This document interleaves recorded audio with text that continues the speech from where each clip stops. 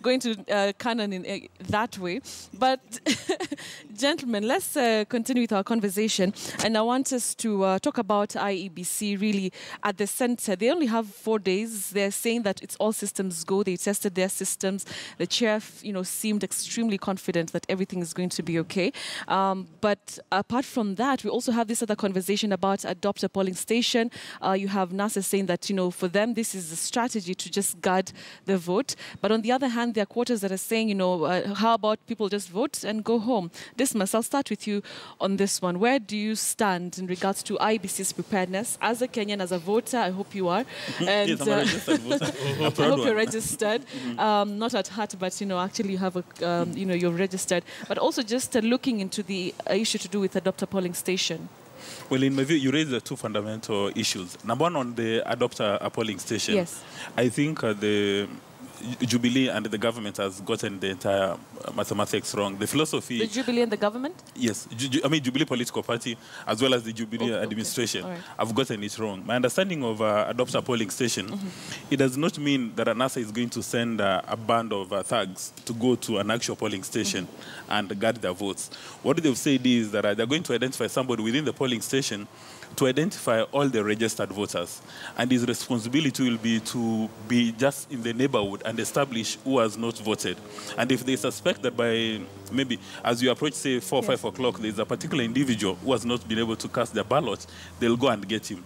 And this is a strategy which works very well. I recall during 2007, the late Mishuki had a similar strategy for PNU. They ensured that everybody in the stronghold, PNU stronghold, was made to go and cast their ballot, whether you're going to vote for Kibaki or any other person. But you need to wake up from your home, drop whatever you are doing, to go and cast your ballots. Wouldn't that be borderline harassment to somebody who just feels that, I don't want to leave my house today, I'm sick? Well, they'll not come to your house with a stick and give you a beating. They'll probably remind you that you need to go and cast your ballot. And you even recall, there's one of the taxi companies in Nairobi, which is actually offering anybody who is disabled a free ride to go and cast their ballot. I think what NASA is trying to do is to make the environment so easy for anybody, so that you don't say, wait a minute, I'm disabled, maybe I don't have the opportunity to go to the hospital. And you recall, Raila Odinga has been saying that all the Jubilee, or rather all the NASA governors, are encouraged to avail the ambulances, that if there's somebody who is sick at home, then they create the opportunity for him to go and cast their ballot. And the law is very clear, that as soon as you cast your ballot, you walk away 400 meters. Now, if you intend to stay 400 meters and you start causing violence, then Dr. Matiang'i has indicated in black and white that he'd like to have a conversation with you. All right. But if you cast your ballot and then stick there and wait in peace, then there's no issue. Then coming to IBC, I don't think we've ever had an IBC which is more prepared than what we have today. Because you recall last time there had two fundamental challenges. One was the issue of technology. And this was because of the cartels, the commercial infights within IBC. There was one senior officer who wanted Company A and Company B. They supplied two different technologies, which on the voting day were not compatible. But as we see today, IBC has been testing their technologies time above number as late as of yesterday, and it worked. Then number two, there's the individual criminal responsibility. Again, in the past, you would plunge the IBC into all manner of mischief. You commit an error of omission or commission, and then you go home smiling. But this time around, it's going to be individual responsibility. So with those two things, then we're in a good place. And maybe the last point. Yes, very quickly. Go to the other. And people are referring to it as an assassination. I don't know whether it's the case. The fact that Chris Musando, the man who was the face of technology at IBC, was killed, was murdered, or assassinated, and yet yesterday they were able to test the system.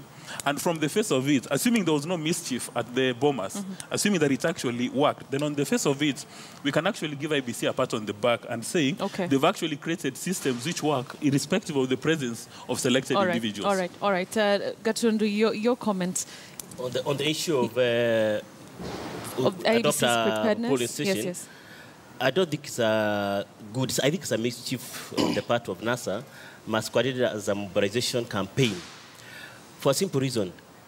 The narrative that has been bandied around is that vote and stick around. That is the narrative. Vote and stick around. Section 13 of the Election Offences Act is very clear.